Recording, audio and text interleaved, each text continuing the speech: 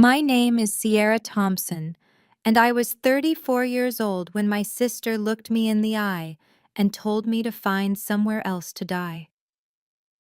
3 days after our parents' funeral, while I was still using a cane from the car accident that nearly killed me 2 years ago, Victoria stood in the doorway of the only home I had left and said those words without a single tear. She had brought moving boxes, she had brought her husband, and she had brought a cruelty I never knew lived inside her. Our parents had just been buried. The flowers on their graves hadn't even wilted yet, and my sister, my own blood, was throwing me out of the house where I'd spent the last 2 years recovering, healing, and caring for the very people she barely visited. She thought I had nothing. She thought I was useless. She thought wrong. Before I tell you what happened at the lawyer's office 3 days later, please take a moment to like and subscribe, but only if you truly enjoy this story. Let me know in the comments where you're watching from and what time it is there. To understand why those words cut deeper than any knife, I need to take you back to the day everything changed. 2 years before my parents died, I was a landscape architect with my own small firm in Hartford. I designed gardens for wealthy clients, restored historic estates, and had just landed a contract with the city's botanical society. Life was good. Life made sense. Then a drunk driver ran a red light. I don't remember the impact. I only remember waking up in a hospital room with metal rods in my spine and doctors explaining that I might never walk again. The surgery took 11 hours. The recovery would take years. My apartment had stairs I couldn't climb. My office had projects I couldn't manage. My savings had limits that medical bills didn't respect. So when my parents offered their guest room on the first floor, I said yes.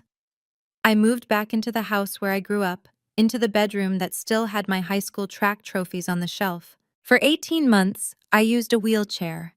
I learned to navigate door frames and bathroom tiles and the particular humiliation of needing help with things I'd done alone since childhood. My mother read to me on bad days. My father built a ramp for the back porch so I could sit in the garden. Victoria called once a month, sometimes less. She never asked about my physical therapy. She never asked how I was managing. The few times she did call, if I answered the phone, her response was always the same. "Oh, you're still there. Put Mom on."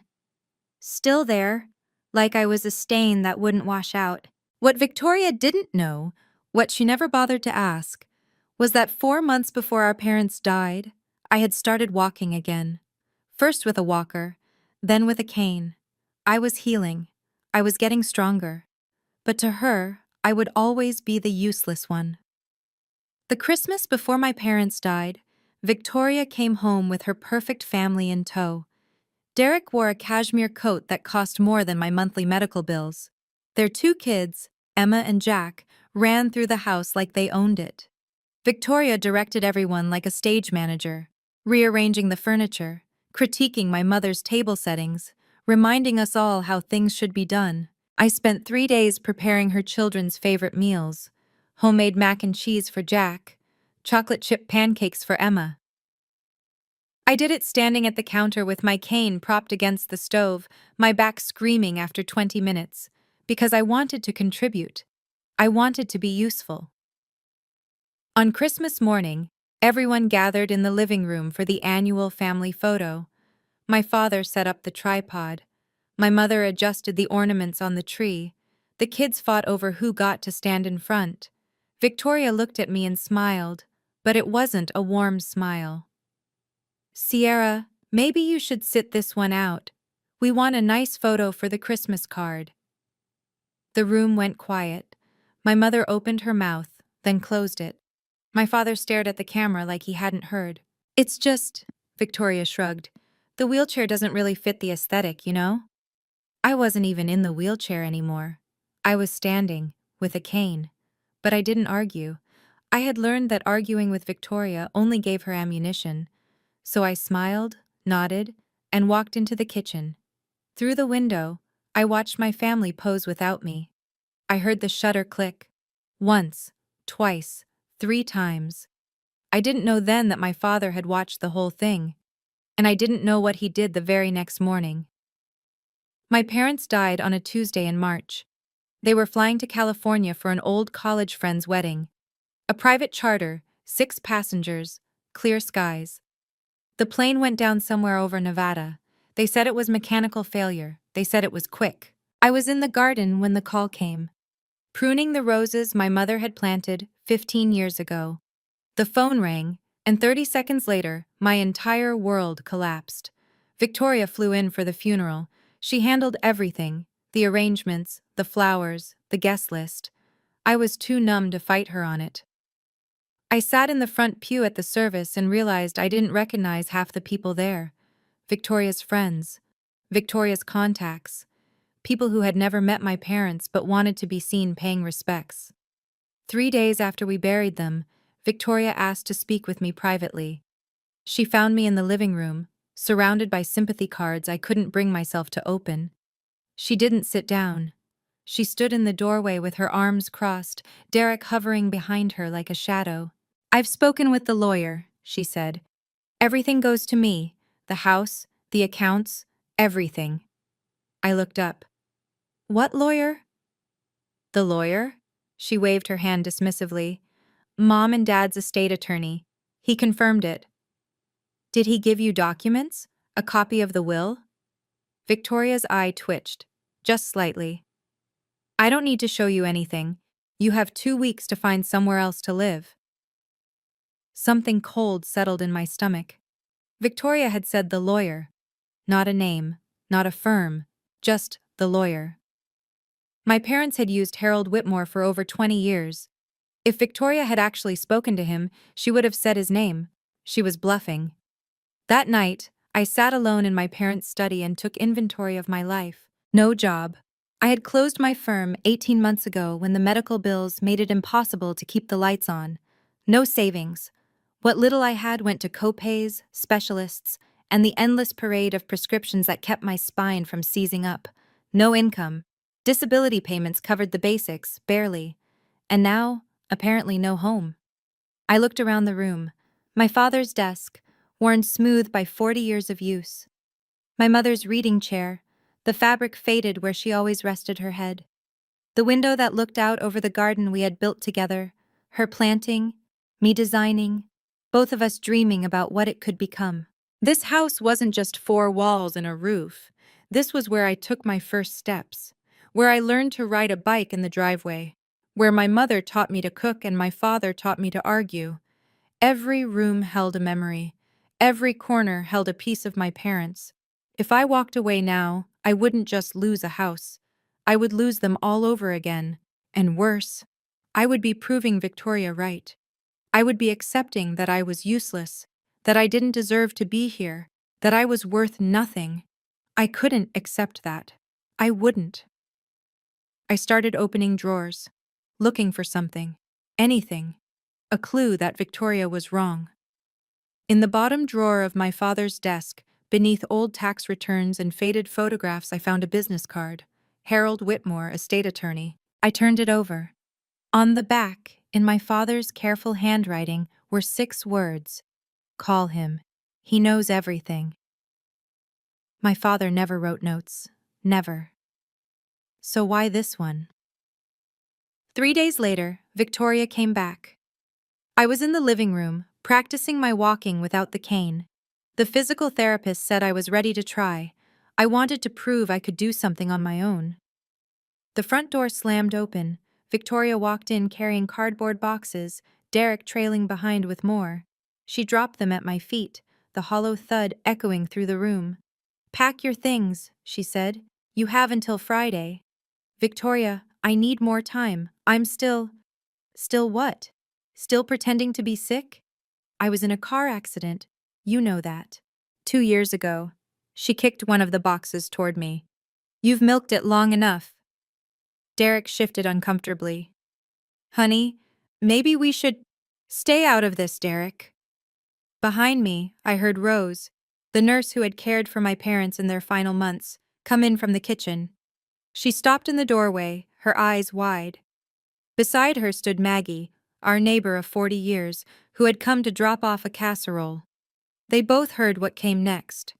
Victoria stepped closer, close enough that I could smell her perfume, something expensive and sharp. She looked at me the way you look at garbage that needs to be taken out. "Find somewhere else to die," she said. "You're useless now."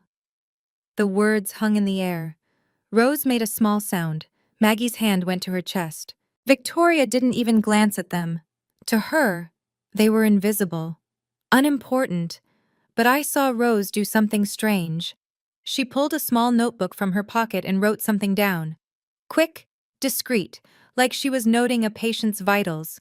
At the time, I didn't understand why. Later, I would. Maggie was the first to move. She stepped forward, her 70-year-old frame suddenly rigid with the kind of anger that only decades of friendship can produce.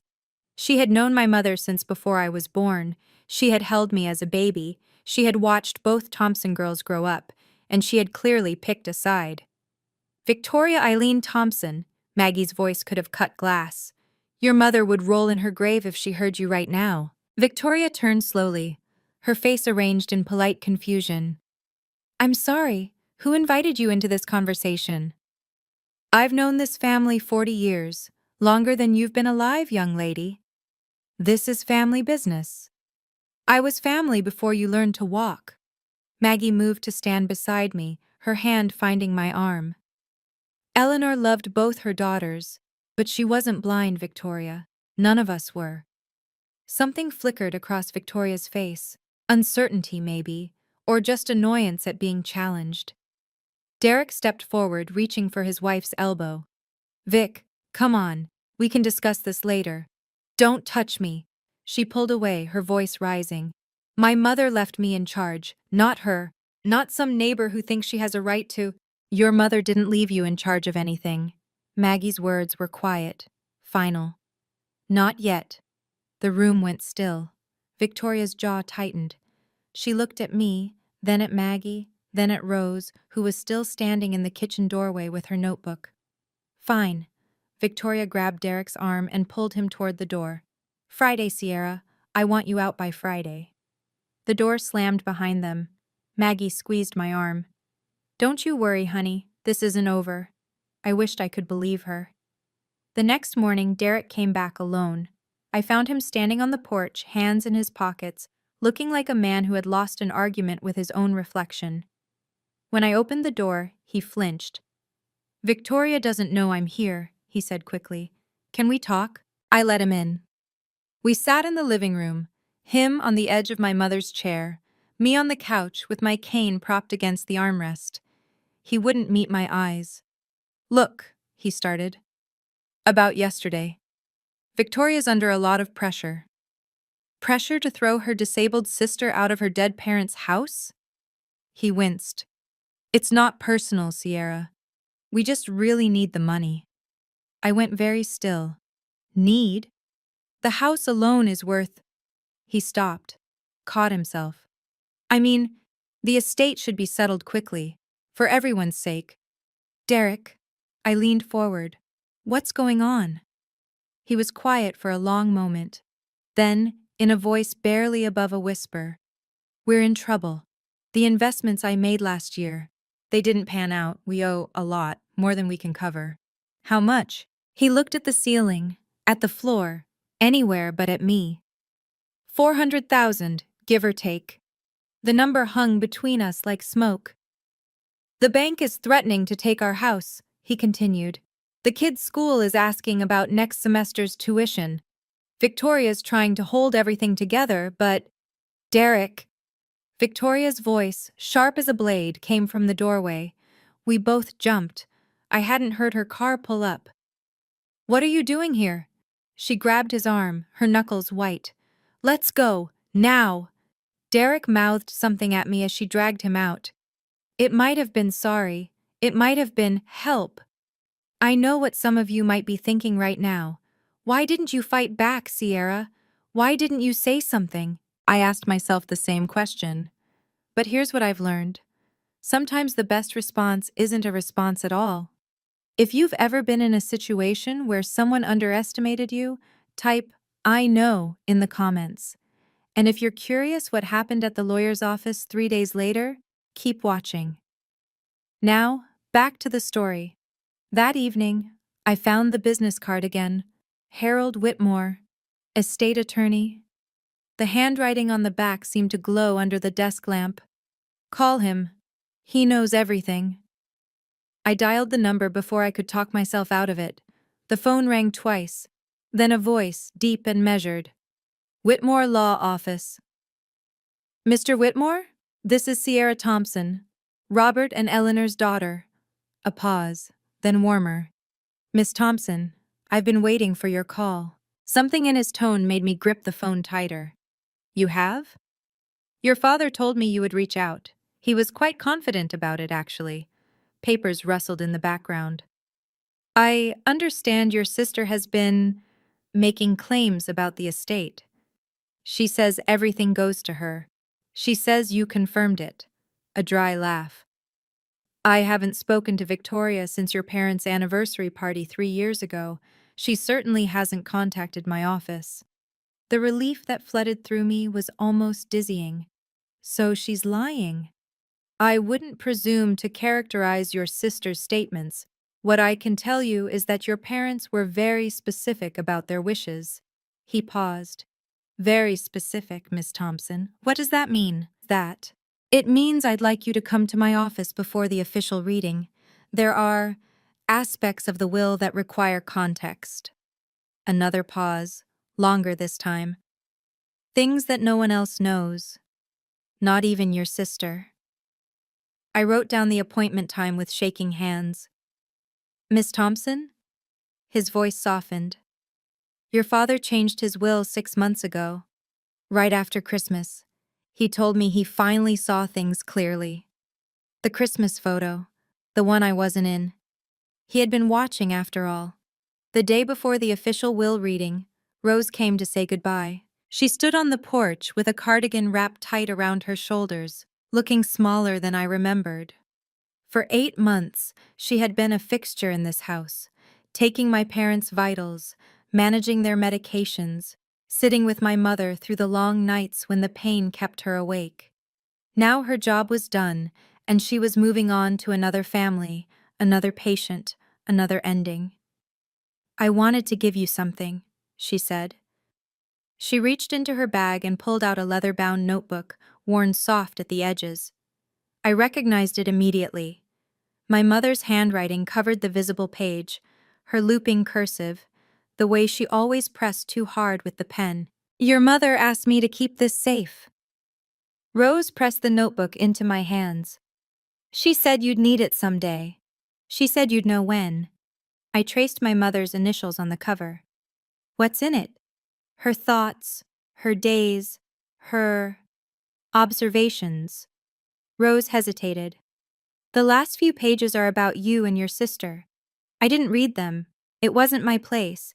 But I think she wanted you to understand something. Understand what?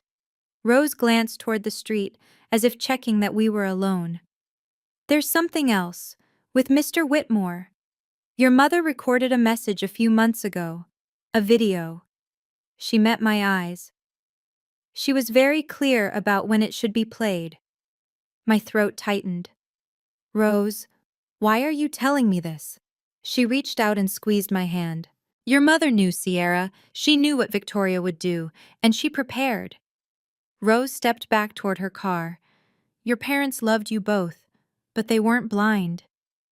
The notebook felt heavy in my hands, like a promise, like a warning. Victoria organized the memorial reception like she organized everything, expensively and without consulting anyone. The restaurant was Italian, upscale, the kind of place with cloth napkins and waiters who introduced themselves by name. She had rented out the private dining room, arranged for catering, sent invitations on cream-colored cardstock with my parents' names embossed in gold. She hadn't asked me about the menu. She hadn't asked me about the guest list. She hadn't asked me anything at all. I arrived late. My taxi had gotten stuck in traffic, and walking from the parking lot with my cane took longer than I'd planned. By the time I reached the entrance of the private room, Victoria was already standing at the head of the long table, a glass of wine in her hand, giving a speech. 40 people sat before her. Aunts and uncles I barely recognized. Friends of my parents whose names I'd forgotten. Derek's business associates. Victoria's book club. A sea of faces, some grieving, most just there to be seen. Worked their whole lives for this family, Victoria was saying. Her voice carried that particular pitch she used when she wanted people to admire her. And I promise to honor that legacy, this house, this community, everything they built, I will protect it. She said this family like a claim, like a deed of ownership. I stood in the doorway, and not one person in that room acknowledged me. Mom and Dad would be so proud of what we've accomplished, Victoria continued. The Thompson name will endure. I'll make sure of it. I gripped my cane until my knuckles went white. She hadn't mentioned me once. Not once. It was as if I had already been erased from the family she was so determined to protect. Someone in the crowd noticed me standing there. A murmur rippled through the room. Heads turned. Victoria's speech faltered for just a moment before she recovered with a practiced smile. Sierra, you made it. The way she said it, like my presence was a mild surprise, an afterthought, made my skin crawl. I made my way toward an empty seat near the back, my cane tapping against the polished floor in the silence. Victoria! It was Aunt Dorothy, my father's older sister, speaking from the middle of the table. What about Sierra? Where will she live now? The question hung in the air. 40 pairs of eyes shifted between us. Victoria's smile didn't waver.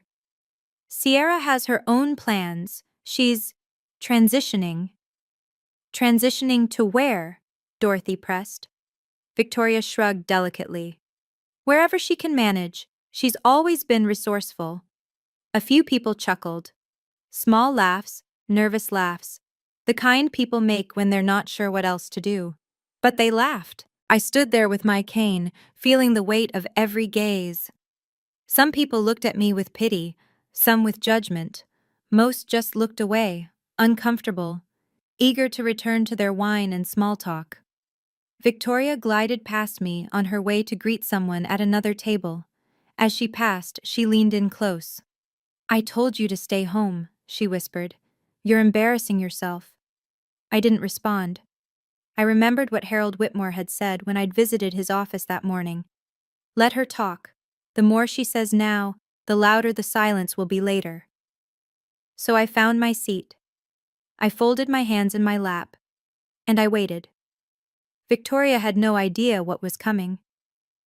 Maggie arrived 20 minutes later, wearing black and carrying a look that could curdle milk. She scanned the room until she found me, alone at my corner table, pushing food around my plate without eating. Then her gaze shifted to Victoria, who was holding court near the bar, laughing at something Derek had said. Maggie's jaw tightened. She walked straight toward me. Is it true? She asked, sitting down. What Dorothy just told me, did Victoria really say you're transitioning? I nodded. Maggie stood back up. Before I could stop her, she raised her voice loud enough to cut through every conversation in the room. Eleanor and Robert would be ashamed if they could see this. The room went silent. Victoria turned, her wine glass frozen halfway to her lips. Excuse me? Victoria's voice was ice. You heard me. Maggie didn't flinch. This girl, she pointed at me, took care of your parents every single day while you were too busy to visit. She bathed them, she fed them, she held your mother's hand when she was scared. Maggie's voice cracked, but she kept going. What did you do, Victoria? Send flowers? Someone gasped.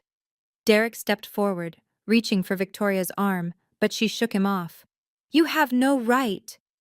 I have every right. I was Eleanor's best friend for 40 years. Maggie moved to stand beside me, her hand on my shoulder. And I know exactly what kind of daughter you've been. The silence was absolute. Someone coughed. A fork clinked against a plate. Victoria's face had gone red, then white. For the first time, I saw something crack in her composure, something uncertain. Maggie leaned down and whispered in my ear. I talked to Harold this morning. He told me what's coming. Just wait, honey. Just wait. 3 days later, I walked into Harold Whitmore's office on the 12th floor of the Hartford Financial Building. The receptionist directed me to a conference room at the end of the hall, all dark wood and leather chairs, floor-to-ceiling windows that looked out over the city. The kind of room where important things happened.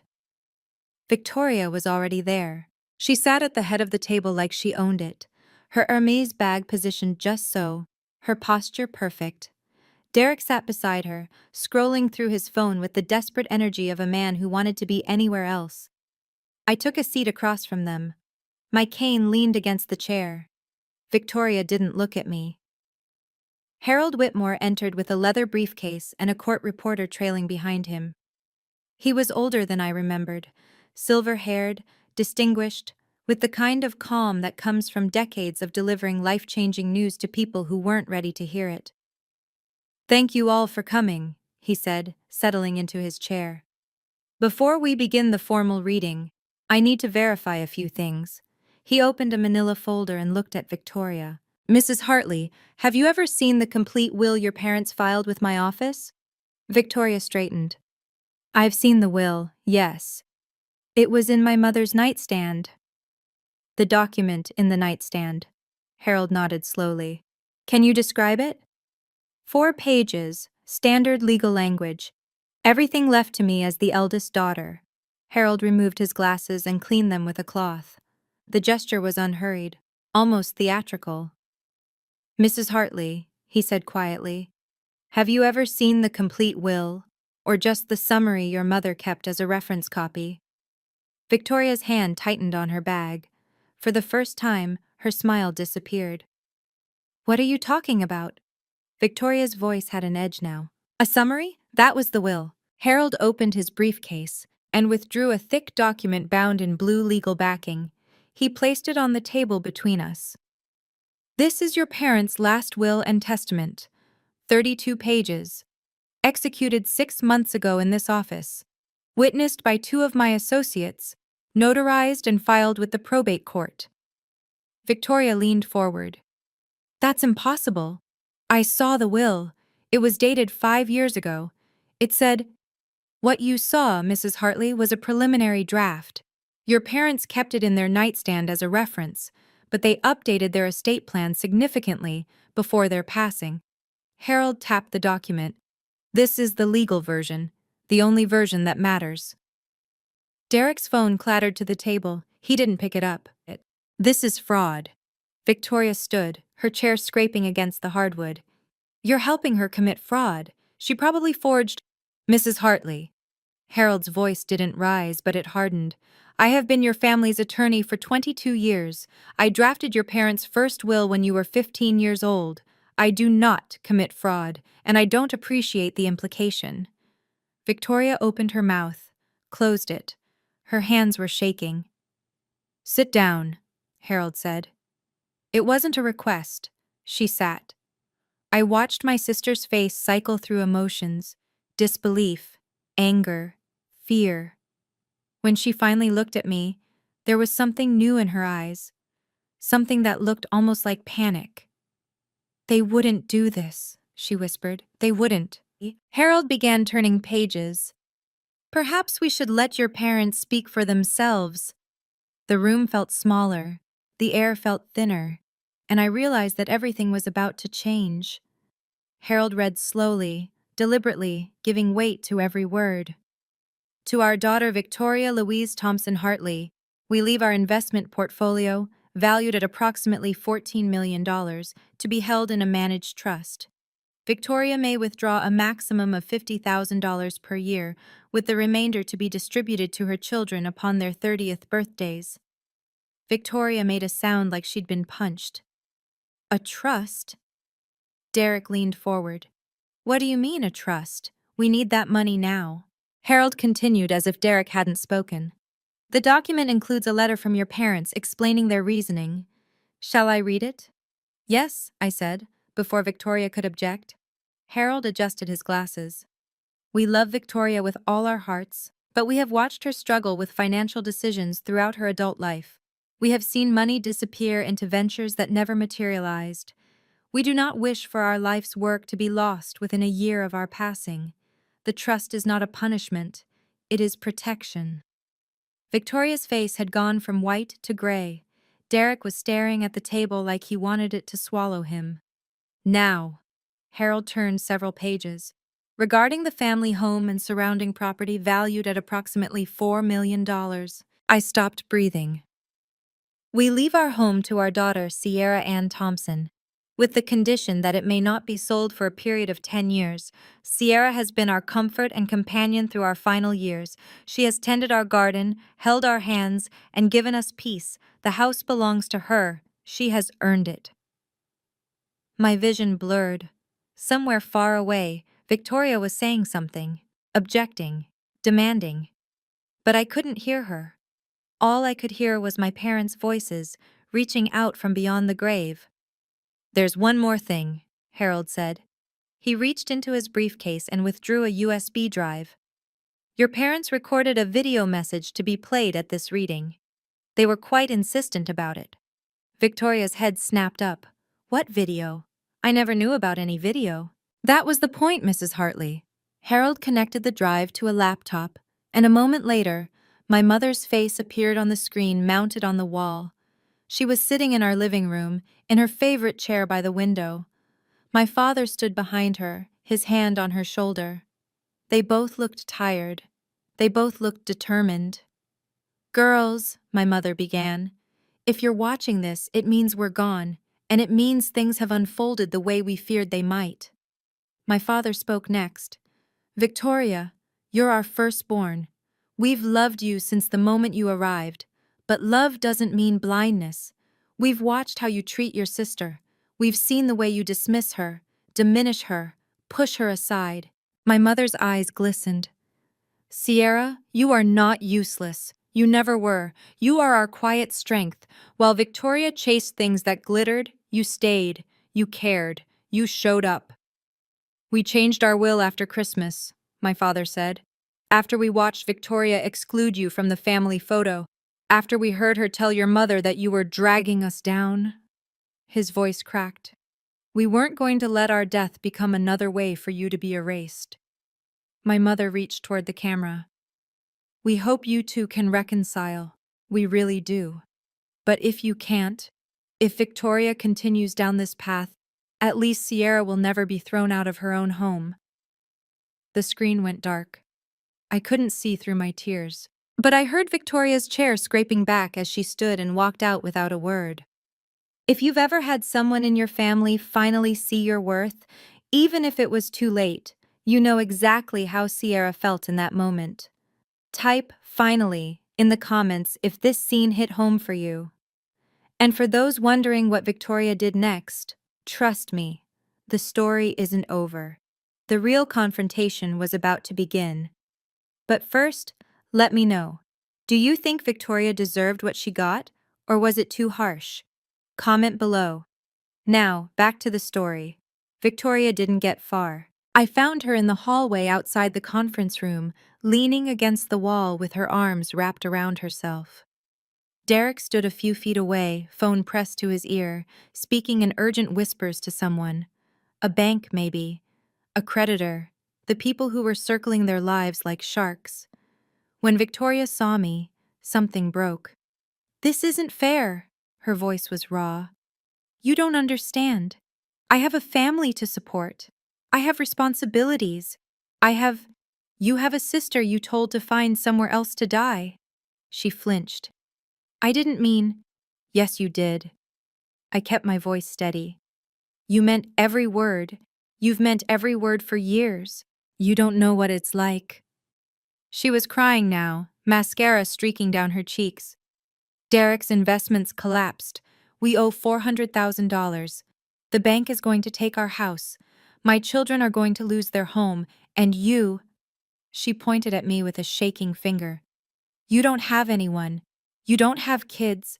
You don't need the money." I let her words hang in the air between us. "You're right," I said quietly. "I don't have kids. I don't have a husband. I don't have any of the things you think make a person valuable." I took a step closer.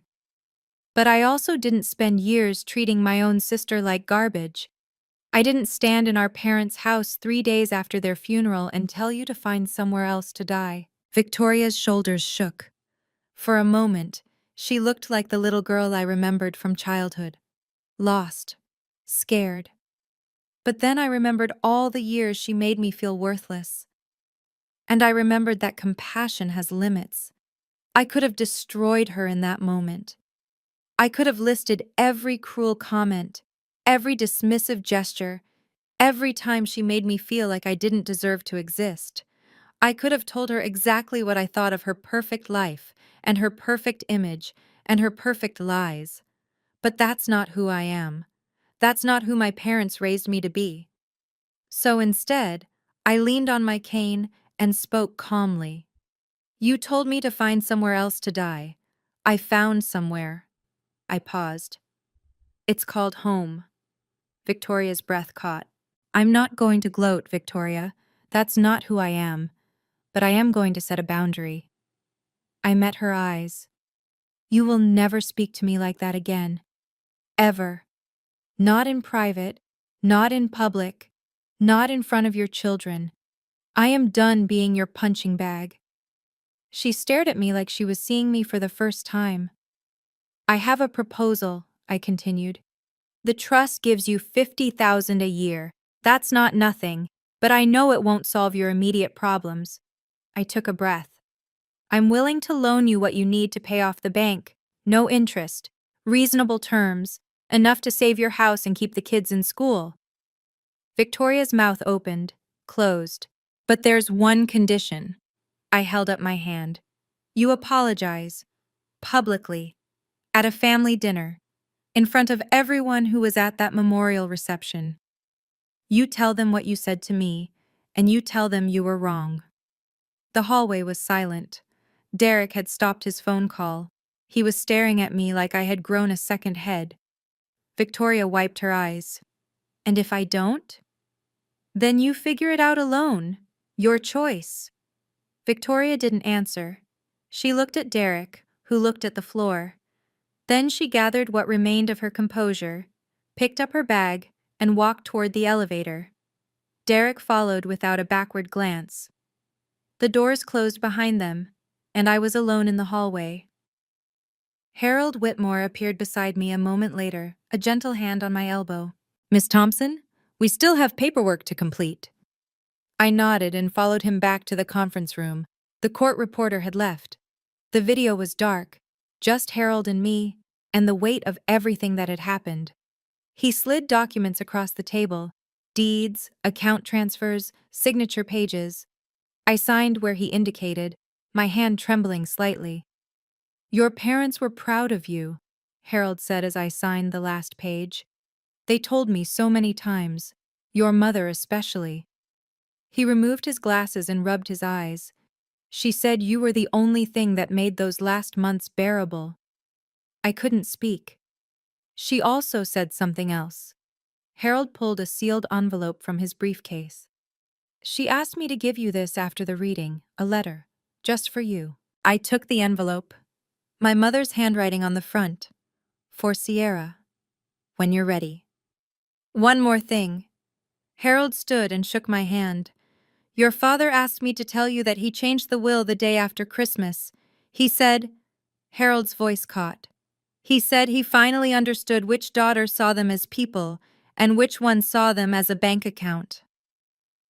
I walked out of that office with the deed to my childhood home, $14 million in a trust with my name on it, and a letter from my mother pressed against my heart. It didn't feel like victory. It felt like grief. 1 month later, I moved into my parents' bedroom. It felt strange at first, sleeping where they had slept, waking up to the same view of the garden that my mother had seen every morning for 30 years. But it also felt right, like they had saved a space for me. I continued my physical therapy 3 times a week. Most days, I didn't need the cane at all anymore. I was walking on my own, cooking my own meals, starting to imagine what a future might look like. The neighborhood had changed in small ways. People who had attended the memorial reception, The ones who had laughed when Victoria called me resourceful now crossed the street when they saw me. Word had spread about the will reading, about the video, about what Victoria had said, and what she had lost. They were embarrassed. Good. Victoria and Derek sold their house in Greenwich for $650,000. After paying off their debts, they had barely enough left for a security deposit on a two-bedroom apartment in a town 40 minutes away. Derek was fired from his firm when his failed investments came to light. Something about unreported losses and angry clients. He was working at a regional bank now, a fraction of his former salary. Their children had transferred from private school to public. Victoria told people it was because the public school had a better arts program. Nobody believed her. She called me once, 3 weeks after the reading. "Is your offer still available?" Her voice was flat, exhausted. "Yes. I'm not ready to apologize yet." I was quiet for a moment. "Then I'm not ready to write a check." The line went dead. But she had called. That was something. It wasn't forgiveness. But it might have been the beginning of accountability. 2 months after the reading, I finally opened my mother's diary. I had been carrying it with me since Rose gave it to me, keeping it on my nightstand, sometimes holding it while I fell asleep, but I hadn't been able to read it. The thought of hearing my mother's voice again, even through her handwriting, felt like opening a wound I wasn't sure I could close. But that night, sitting in her garden under the stars, I was ready. The entries were mundane at first: grocery lists, doctor's appointments, notes about the weather and which plants were blooming. My mother had always been a practical woman, even in her private thoughts. Then I reached the last 10 pages, about Victoria. "I love my eldest daughter, but I worry for her. She chases something she can never catch: approval, success, the appearance of perfection. I hope she finds peace someday. I hope she realizes that what she has is enough." About me. Sierra doesn't know how much she saved us. After the accident, when she moved home, I thought I was taking care of her. But she was taking care of us. Just by being here, making breakfast, reading to me, sitting with Robert in the garden, she saved us from a loneliness I didn't know we were drowning in. The last entry was dated 3 weeks before the accident. "Sierra is my mirror, patient, quiet, strong in ways nobody notices until it's too late." I should have told her more often. I should have said the words out loud instead of just writing them here. If you're reading this, Sierra, know this: you were never useless. You were everything. I closed the diary and looked up at the sky. The tears came, but they were different this time. They weren't grief. They were release. 6 months after my parents' death, I returned to work. Part-time at first, consulting for a landscape design firm in Hartford. Small projects, nothing too demanding. But it felt good to use my skills again, to see something beautiful grow from nothing. My first real project was the garden behind my parents' house. My mother had planted roses, hydrangeas, a small vegetable patch that had gone wild in the months since she'd been able to tend it. I redesigned the whole thing, kept her roses, added new pathways, built a small bench where I could sit and remember. It was the first thing I'd created since my accident. It wouldn't win any awards, but it was mine. It was home. Victoria sent a letter 4 months after the will reading. Not a phone call, not a visit, a letter. "I've been thinking about what you said, about what I said, about all of it. I'm not ready to apologize in front of everyone. I don't know if I'll ever be ready, but I want you to know that I'm trying to understand why I became this person. And I'm sorry, even if I can't say it out loud yet. I'm sorry." I read the letter 3 times. Then I put it in my desk drawer, next to our mother's diary and our father's business card. It wasn't the apology I'd asked for. It wasn't public. It wasn't accountability. But it was something. We weren't close after that. We probably never would be. But we could be in the same room without pretending the other didn't exist. We could exchange birthday cards. We could, maybe, build something new. My name is Sierra Thompson. I was told I was useless. I was told to find somewhere else to die. I found home instead. If Sierra's story reminded you that your worth isn't defined by what others think of you, I want to hear from you. Type "boundaries matter" in the comments if this resonated with you. And if you've ever been underestimated by your own family, share your story below. I read every single comment. If you want more stories like this, check out the video in the description. And don't forget to subscribe so you don't miss the next one. Thank you for watching.